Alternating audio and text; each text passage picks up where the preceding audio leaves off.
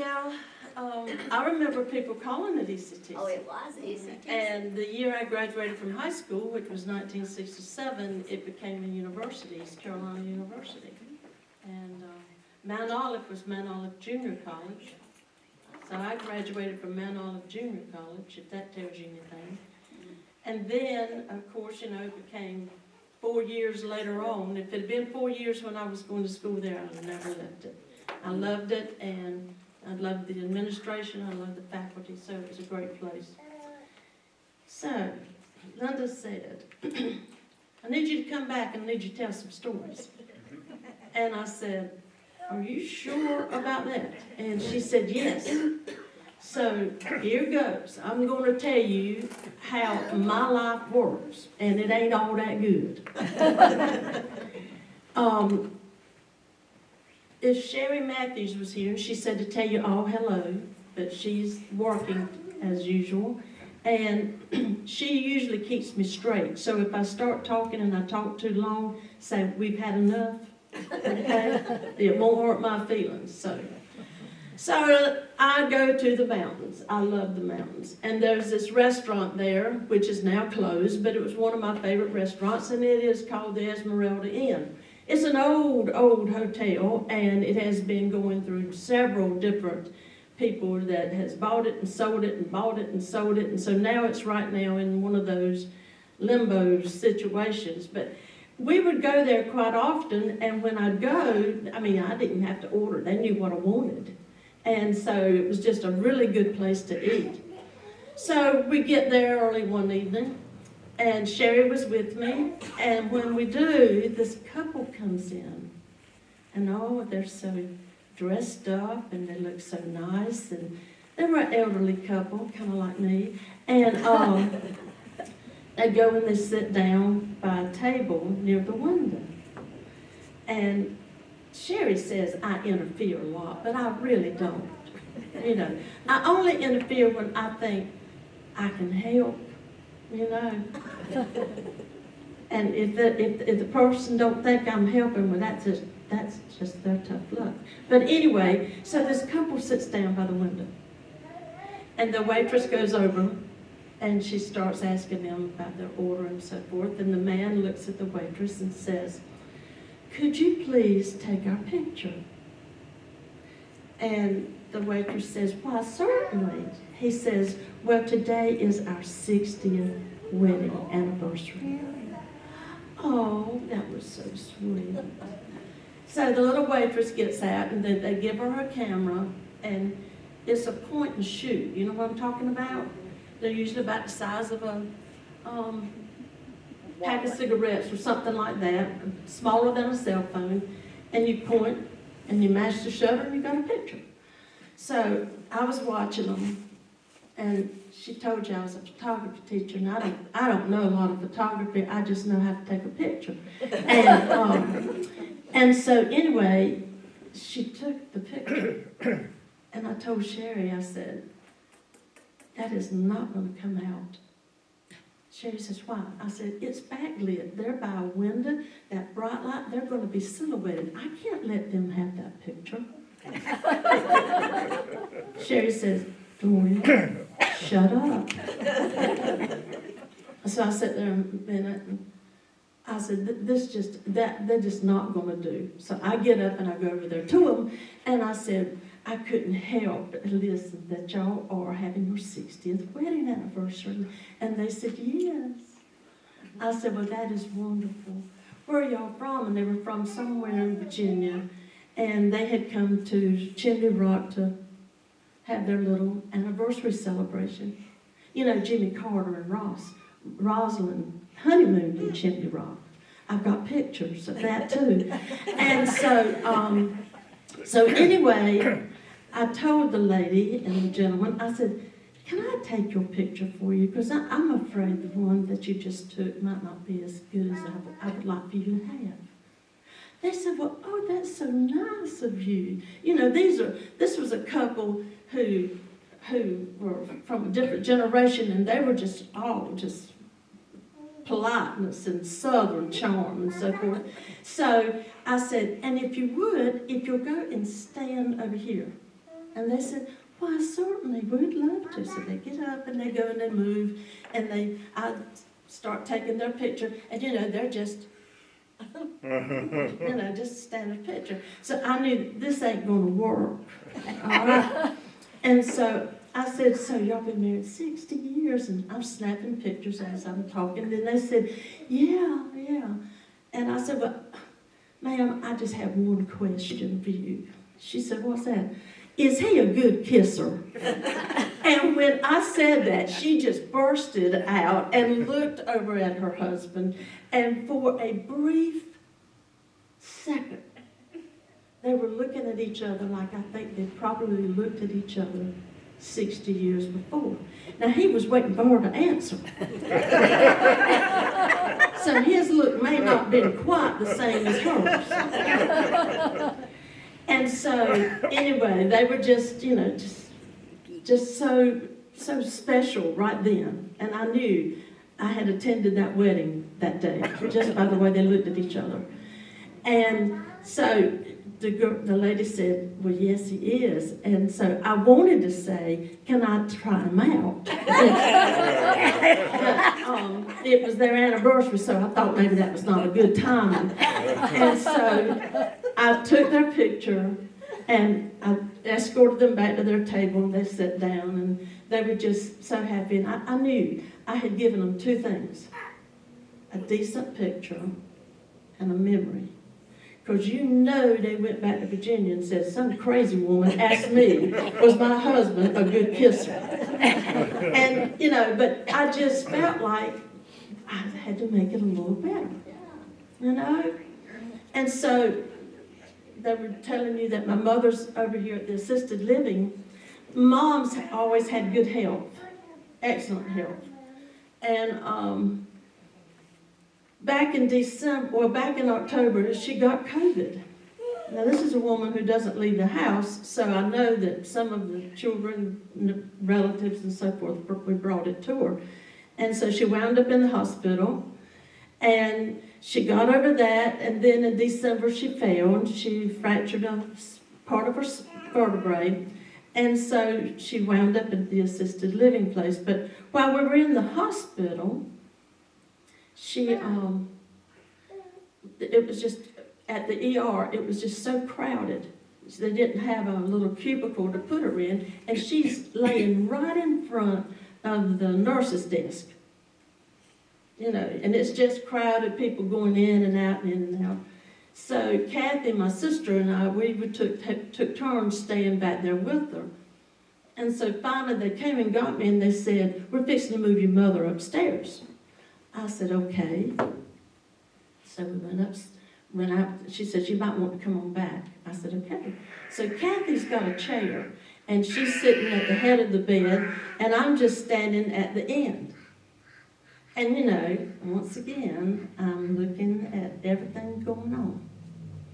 And this lady, who was a janitor, she was working just as hard as she could. I mean, that woman, she was emptying trash, she was moving things, she was picking up stuff, and she was straightening beds.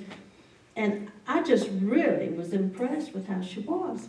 And so, in a few minutes, there had been a piece of paper right close to where I was standing. It looked like the top of a straw when you take a piece of straw out of a wrapper. She picked it up, and she was right there close to me. And I said, ma'am, I just want to tell you, you're about the hardest working thing I've seen in a long time. And she said, well, thank you. And then went on about her business. I didn't think any more about it. About 10, 15 minutes later, and I'd probably been standing there a good 15 minutes at the foot of Mom's bed, she comes over there with a chair. And she says, I've got you a chair. You've been standing long enough. I wanted to kiss her, And I said, well, you didn't have to do that. She said, no, I want you to have a chair. So, okay. So I took the chair. Well, Mom was in the hospital 5 or 6 days, and that woman would come by Mom's room, and we'd talk like we went to high school together, and she was just thrilled to death. And I thought, you don't have to say anything to people very much. I just observed that she was a hard worker. And maybe I was a little bit, pushy and saying what I did, but I said it. Sometimes we don't have to just pick and choose the classy people or the people with money. People are people, plain and simple. So another problem I have, other than interfering, is I don't read directions. Do y'all read directions? I think I'm smart. Don't say nothing, George Thickpen, because I know you're thinking, Joe. You're not. I think I'm smart. I think I can see it advertised on television, and I think when I do, here we go. I can do this. So they were advertising, and Linda says, you got to tell them about your toothbrush. They were advertising a sonic infusion water pick. Now that sounds tough, don't it? It sounds nuclear nearly, doesn't it? And so I said, I want me one of them because I love to floss my teeth, and I figured if string could do it, water could do it better. So I bought me one. Okay? My mouth dropped. And I said, oh, excuse me. And I said, I won't embarrass you no more, Linda. Well, not yet, anyhow. But anyway, I said, I'm going to get me one. So I got it, and I thought, God, tonight I'm going to use my new infusion sonic water pick. And I plugged it in, filled a little canister with water, and it wouldn't come on. I mashed it up, wouldn't come on. So I said, well, I'm going to have to look at the instructions. Well, it has to be powered up for 8 hours. Okay, so I said, all right, that's good. So that's all I read. That was all I needed, right? So the next morning I get up and I said, I'm going to use my sonic toothbrush. I was so excited. And there's some things you don't need to do with that brush. I'm telling you right now. First of all, when you mash the button and you want to see where the water's coming out of it, don't look at it. Just don't look at it. It'll put an eye out. And so, I wet me, my hair, and you don't mess with my hair. It takes forever to get it like this, and don't you say it ain't good, because I worked 2.5 hours this morning getting it like this. And so anyway, I wet my hair, which is another bad thing. All right, and so what do I do then? I turn it away from me, right? So I get it all over the mirror, all over the vanity, and I can't figure out how to cut it off. So finally I stick it in the sink, and I find the button, and I cut it off.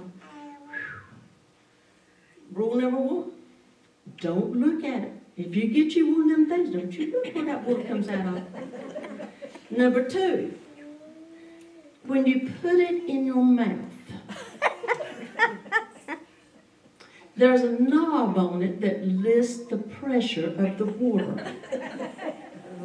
Now, it goes from 1 to 10. So what do I think? I think I need 10. It will bruise your jaw. I want you to know that. I had a black spot on my jaw, and I thought I was going to lose a tooth. And I said, if I lose that crown, I just got it, I don't know what I'll do. So anyway, I had to get it out of my mouth. So once again, when you take it out of your mouth, I couldn't figure out how to mash the button off.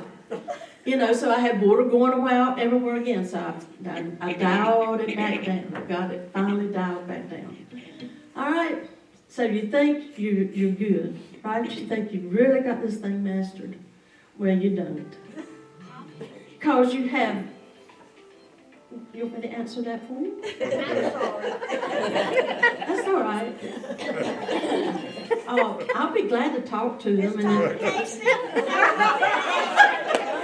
him on speaker.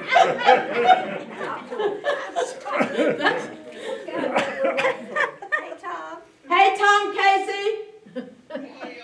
Tom Casey. Oh, my Lord. We got to see that do you know who that was that just said, "Hey, Tom Casey"? Was it Gloria? No. Today's Wednesday. Come on over. Come on over. We're not through. Lord have mercy, this crowd. I just called to tell you that the doctor cut me loose yesterday.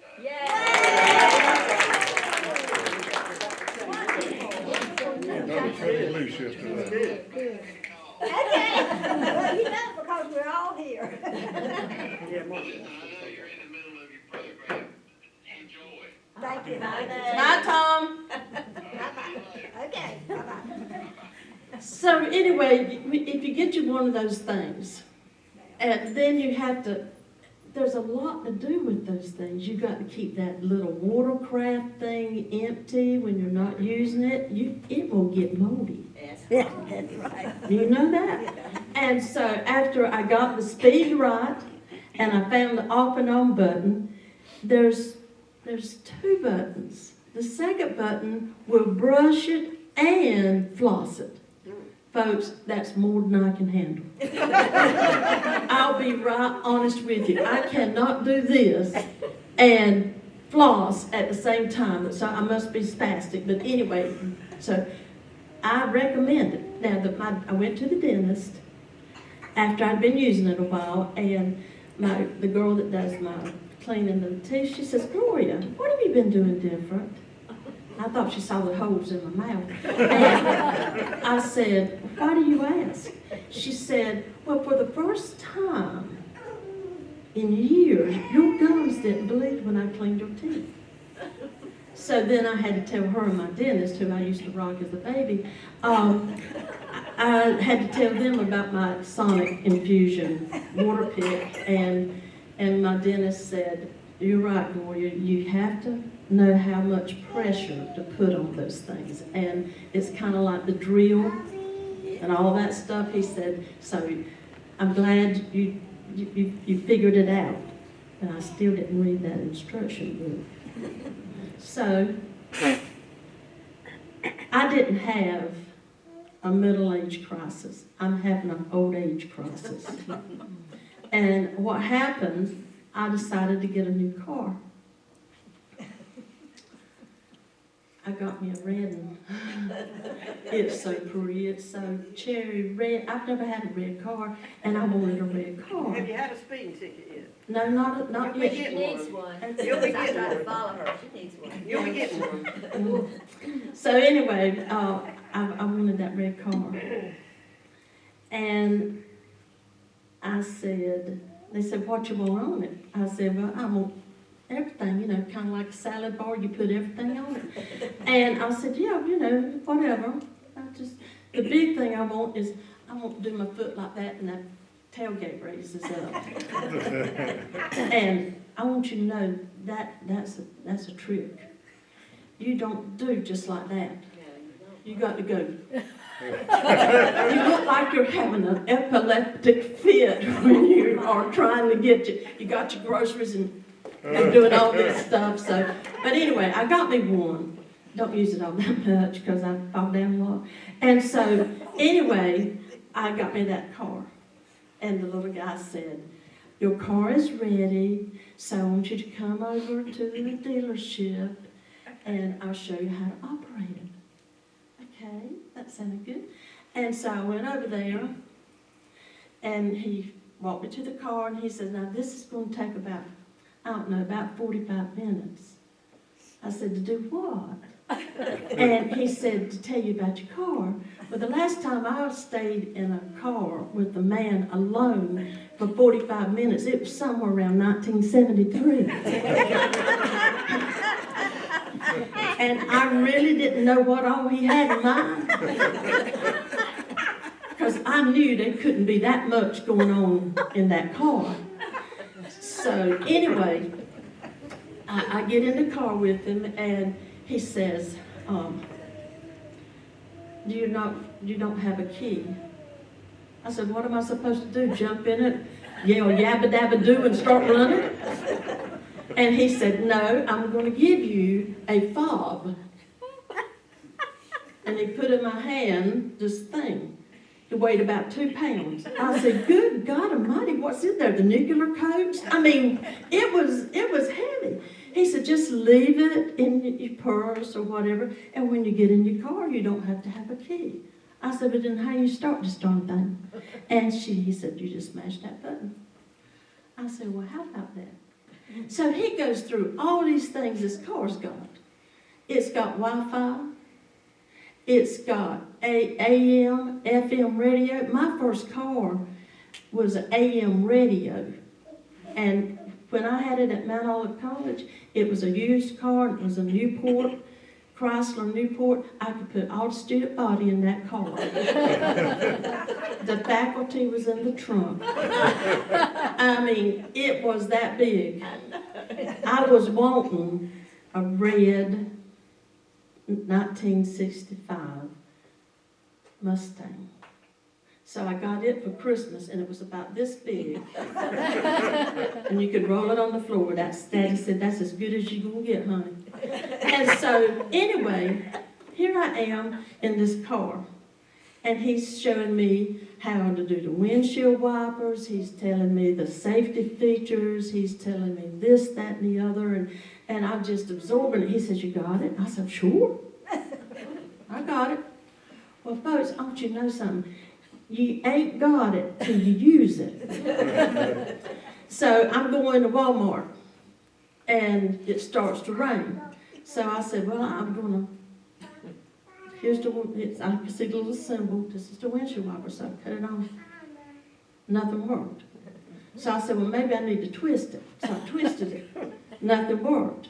And then out of the peripheral vision in the back, from the rearview mirror, I saw a windshield wiper doing like that on the back.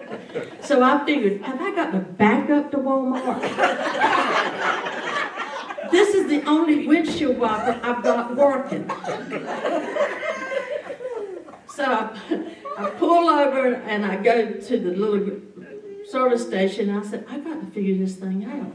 And I finally figured it out. But that is one busy knob right there, folks. It does intermittent, it does windshield wipers front and back, and it does regular, and it's got a fast speed that you can't even keep up with. And so I was impressed. So, oh my gosh. All right. So we then had these safety features, and he had told me all about how you can't go over in this lane because it'll pull you back and all this kind of stuff. So, I'm driving it one day, and I happened to get too close to the car ahead of me. So, all of a sudden, my seat vibrated, the car slowed down, the brakes applied, and there was these red flashing lights in my windshield. I thought I was having a stroke. I really did. I thought, what in the world have I done to this car that it treats me this way? But honestly, folks, I'll tell you this, I've kind of gotten used to it now. And the back seats lay down into a bed, and it's got everything but a bathroom. I'd have never married it if I'd have had a car like this in 1970. I want you to know that, because this car does it all. In fact, the other day I was riding, and I was talking to my passenger, and I said, it's about time to go to White Lake, and my car, little screen came up, showed a map, and it said, you are 43 minutes from White Lake. I didn't tell it nothing. It's listening to me. My husband never listened to me. But my car does. My car does. So, if you get a new car, it ain't going to be like the one you had in the 60s or the 70s. It's going to be entirely different. And folks, I'm all for these cars. They're something. I would love to have two, but I don't know what I'd do with two. I can't drive two at the same time.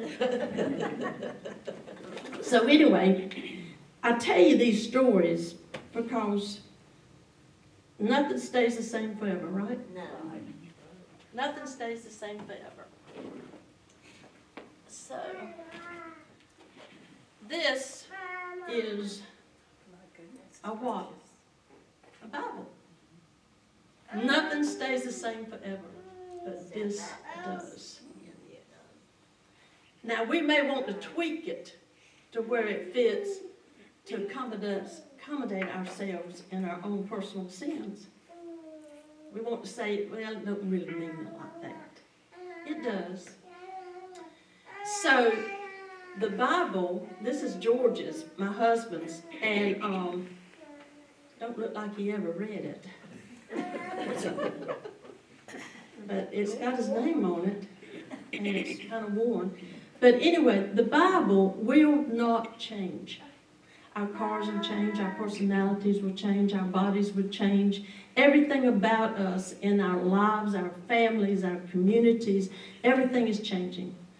But this will not change.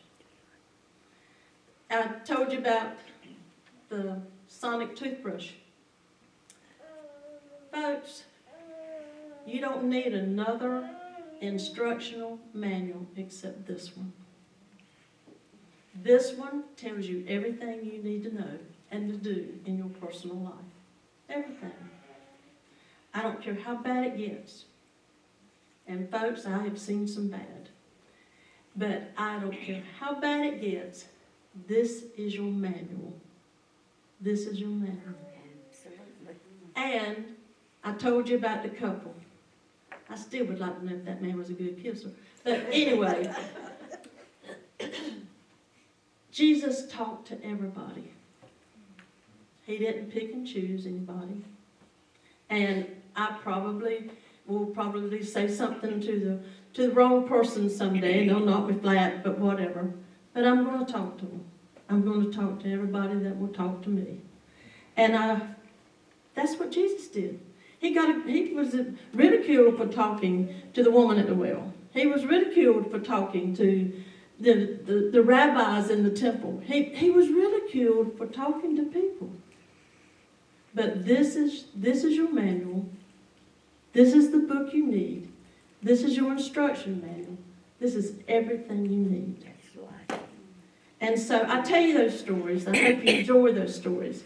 But it is everything that you should do about your life, it should be centered around this book. Okay? So, as Linda told you, I'm a choir director. So, preacher, I'm going to give you your choir for next Sunday. Okay? And George is going to sing with me. Y'all remember in 1959 a song, On the Wings of a Snow White Dove? Ferlin Husky. Who? Ferlin Husky. He's the one who did it. That's who sang it. We were talking about who sang that. Yeah, and I think every country singer has sung it at some point in time. But we're going to sing On the Wings of a Snow White Dove. All right? And George is going to help me, and then I'm going to give you a part to sing too. George?